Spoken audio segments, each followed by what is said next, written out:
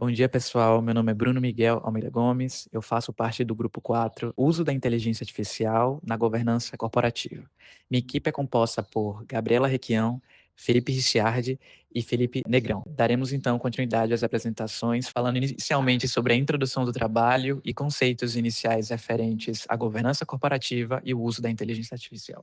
Bom, para começar, é importante entender que a governança corporativa é um conceito natural e intrinsecamente associado ao conceito de sociedade anônima. Embora existam experiências muito antigas, como a da Companhia Holandesa das Índias Orientais, o formato moderno de sociedade anônima só se consolida de verdade no século XX. Nos Estados Unidos, especialmente a partir da década de 1920, esse modelo começa a se expandir muito. Depois da Segunda Guerra Mundial, começa a se difundir e a se popularizar paulatinamente no restante do mundo. Com a globalização e a complexidade crescente das empresas, as sociedades anônimas se tornam essenciais para o cenário econômico global e passam a exigir mecanismos mais robustos de direção e controle e proteção dos acionistas, visando o acesso facilitado ao capital da empresa e a valorização da sociedade. Esse contexto traz um problema estrutural que é central para a governança corporativa: a separação entre propriedade e gestão. Os acionistas são sócios da sociedade anônima. No entanto, eles delegam a administração do negócio a administradores profissionais. Isso, evidentemente, cria uma tensão. Os interesses de quem administra podem não coincidir com os interesses dos acionistas. Estudos clássicos, como aqueles conduzidos por Jensen e Mencken em 1976, demonstram exatamente a tendência dos gestores de priorizarem seus próprios interesses na condução dos negócios. Por isso, surge a necessidade da adoção de regras, estruturas e práticas capazes de alinhar incentivos e reduzir comportamentos oportunistas. A evolução da governança corporativa acompanha justamente esses desafios. Um marco importante é o relatório de Cadbury, elaborado após o escândalo da Maxwell Corporation no Reino Unido. Esse relatório é considerado o primeiro código moderno de governança corporativa e reforça a necessidade de responsabilização, transparência e controles internos mais fortes, e influencia fortemente a construção de códigos no mundo inteiro que surgem depois, inclusive no Brasil. A governança corporativa se estabelece a partir de princípios como transparência, equidade, responsabilidade, sustentabilidade. E é a partir desses princípios que se busca gerar uma confiança de que a gestão da empresa seja feita de forma íntegra, de forma a gerar uma confiança em todas as partes interessadas na gestão da empresa. Agora, o ponto é que essa governança clássica passa a enfrentar um novo desafio: o volume gigantesco de informações com que os dirigentes precisam lidar. A sobrecarga informacional torna a tomada de decisão mais difícil, porque simplesmente não dá para um dirigente sozinho filtrar tudo aquilo e entender o que realmente importa para uma decisão responsável. É exatamente aí que entra a inteligência artificial, que surge como uma ferramenta capaz de lidar com esse volume incapacitante de informações. Ela ajuda a analisar dados, identificar padrões, prever riscos, sintetizar informações complexas e oferecer suporte para que os dirigentes tomem decisões melhores e mais rápidas. A IA consegue automatizar tarefas analíticas, apoiar decisões estratégicas e facilitar a gestão do conhecimento dentro da empresa. Só que esse avanço tecnológico não é neutro. Se por um lado a IA permite decisões mais bem informadas, por outro, ela pode introduzir novos riscos, vieses nos algoritmos, falta de explicabilidade, opacidade em modelos complexos, erros de parametrização, problemas na qualidade dos dados.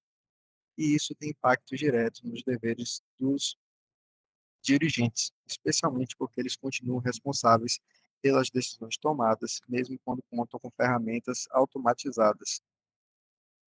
Então, o que vemos hoje é uma integração crescente entre governança corporativa e inteligência artificial, uma integração cheia de vantagens, mas também cheia de desafios. Dando continuidade à exposição, abordaremos agora o marco normativo regulatório da inteligência artificial, especificamente em como ele redesenha a governança corporativa e o dever de diligência dos administradores. O avanço exponencial da inteligência artificial nas atividades críticas empresariais, como alocação de crédito, gestão de pessoal e compliance, gerou uma crise de responsabilidade. A opacidade dos algoritmos, o famoso black box, desafia os princípios jurídicos tradicionais de causalidade e culpa. Diante disso, a regulação se tornou um imperativo ético e econômico. O Brasil responde a esse desafio com o projeto de lei 2338 de 2023, que adota uma abordagem crucial, a regulação baseada em risco. Esta arquitetura não veta a inovação, mas impõe obrigações de compliance proporcionais ao potencial de dano do sistema. O cerne da lei reside na classificação dos sistemas de alto risco, aqueles que afetam de forma significativa os direitos fundamentais. Para esses sistemas, o PL 2338 transforma a ética algorítmica em um conjunto de deveres de diligência algorítmica que recaem sobre o administrador da empresa, ou seja, o operador da inteligência artificial. O instrumento máximo dessa diligência é a avaliação de impactos algorítmicos. A AIA é um estudo obrigatório que deve ser conduzido de forma prévia e periódica, com o objetivo de identificar, mitigar, mensurar vieses, riscos de discriminação e impactos negativos. O administrador deve provar que investiu em governança. O não cumprimento dessa AIA passa a ser uma falha de dever fiduciário. A tramitação do PL 2338 de 2023, que já passou pelo Senado e está agora sob análise da Comissão Especial da Câmara dos Deputados, demonstra a urgência de institucionalizar essa governança algorítmica. E o debate não para por aí. Propostas complementares, como a PL 3864 de 2023, já endereçam a responsabilidade penal em casos de crimes relacionados à inteligência artificial. Essa movimentação brasileira se alinha ao padrão global, ditado principalmente pelo EU-AI Act da União Europeia. O regulamento europeu, com sua rigorosa estrutura de riscos e suas sanções milionárias, estabelece um padrão de diligência transnacional. O chamado efeito Bruxelas força empresas brasileiras com atuação internacional a adotar os padrões mais elevados de governança e compliance de riscos de inteligência artificial, independentemente da lei brasileira. Para o administrador, isso significa que a gestão do risco algorítmico não é mais uma opção, mas uma condição sine qua non para a competitividade global, exigindo estruturas de gestão de risco e sistemas de qualidade robustos. Apesar dos avanços, o marco regulatório brasileiro possui uma lacuna crítica que afeta diretamente a responsabilização, a indefinição do regime de responsabilidade civil por dano causados por sistemas autônomos. A complexidade da inteligência artificial inviabiliza o regime tradicional de responsabilidade subjetiva, que é baseado na culpa. É imperativo que a lei adote a responsabilidade objetiva para sistemas de alto risco e estabeleça a inversão do ônus da prova para o operador. Se não houver clareza sobre quem paga o dano, a vítima será penalizada e o risco algorítmico não será adequadamente internalizado pelo mercado. É nesse ponto que a responsabilidade do administrador se torna pessoal. A falha da empresa em adotar as salvaguardas regulatórias, não realizar a AIA, não mitigar vieses conhecidos, constitui uma violação do dever de diligência previsto na lei das SA. Essa violação permite que a própria companhia, após arcar com multas ou indenizações, exerça o direito de regresso contra o administrador omisso ou negligente. Em suma, a regulamentação da inteligência artificial no Brasil, centrada na PL 2338, exige uma nova cultura de diligência algorítmica na governança corporativa. O administrador deve entender que a sua responsabilidade não é mais apenas sobre os resultados financeiros, mas sobre a gestão ética e legal dos algoritmos sob a sua supervisão. A aprovação final de um marco legal, claro, e a superação das lacunas da responsabilidade civil são essenciais para garantir que a inteligência artificial se desenvolva de forma justa, segura e com a devida responsabilidade em nosso país. Boa tarde a todos. Dando continuidade à fala do colega, eu trago a informação de que somente no primeiro semestre de 2025, a América Latina foi alvo de 374 bilhões de tentativas de ataques cibernéticos, segundo a empresa especializada em cibersegurança, a Fortinet. Daí se tem a importância e a indispensabilidade da governança corporativa interna como o escudo e o mecanismo de proteção dos dados internos contra esses ataques e invasões. No que toca especificamente à governança corporativa, no contexto de proteção de dados, a LGPD oferece um marco indispensável para o tratamento da questão, ao equiparar a proteção de dados pessoais ao direito fundamental à liberdade, privacidade e autodeterminação informativa, como bem ratificado pela própria LGPD no seu artigo 1º, e isso eleva a proteção de dados ao status de direito fundamental. Portanto, para uma adequada governança corporativa e proteção de dados, deve haver a adoção de um sistema consistente de compliance digital, cuja eficácia se estrutura nos seguintes pilares: Estrutura e processo de documentação, com melhoria de procedimentos de controle do fluxo interno e externo de dados pessoais e aplicação de trilhas de auditorias, bem como o investimento em ferramentas para a proteção de dados, com a implementação de mecanismos de restrição de acessos não autorizados. Além disso, a própria corporação deve se empenhar na conscientização dos seus integrantes quanto à indispensabilidade da proteção de dados para o funcionamento do programa de compliance e da atividade exercida pela corporação no todo, não só para que se assegure a proteção das informações privilegiadas, que dizem respeito à própria corporação, mas à própria credibilidade da instituição perante o mercado. No que toca ao tratamento de dados, nos termos do artigo 5º da LGPD, tratamento é toda e qualquer operação realizada com dados pessoais. E ele precisa de governança em todas as etapas. Assim, aliado ao atendimento dos pilares já mencionados, para a eficácia da governança de dados, é indispensável que a empresa preveja um agente central que garanta a fiscalização interna, o encarregado de dados, ou DPO. O DPO é aquele intermediador crucial entre o controlador, que é a empresa que toma as decisões sobre o que e como tratar o dado, e os titulares dos dados, e a ANPD, que é a Agência Nacional de Proteção de Dados. O DPO é uma medida indispensável para o compliance digital, porque ele é um agente de fiscalização interna, um canal de comunicação vital que garante que as exigências da lei sejam atendidas no dia a dia. Não obstante todas as cautelas e medidas previstas em lei sejam adotadas, é possível que acidentes ocorram, e para esses casos a LGPD também oferece mecanismos para o gerenciamento de crises. Por exemplo, temos a anonimização, em que se faz referência à informação relativa a um titular que não possa ser identificado, ou seja, o dado sai do escopo da LGPD. Há a possibilidade de criação de pseudônimos, em que se substitui o dado pessoal identificável a partir do uso de uma chave específica, e aqui o dado continua sendo pessoal, mas com a camada extra de proteção. Há a criptografia, que é a técnica que possibilita a transformação de dados simples em ilegíveis, e o bloqueio, que suspende temporariamente a operação de tratamento ou a própria exclusão definitiva dos dados. A norma ISO também, que trata da gestão da segurança da informação, fornece uma moldura a partir da qual as organizações podem estabelecer ou aprimorar os sistemas.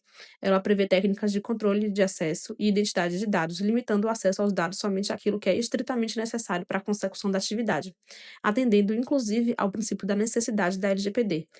Prevê ainda a autenticação multifatorial para o acesso de dados sensíveis, garantindo a rastreabilidade de quem acessou o dado, o que facilita a investigação em caso de acidentes. E, por fim, a implementação de firewalls e o plano de recuperação de desastres, que prevê a realização de backups, garantindo a disponibilidade dos dados pós-incidente.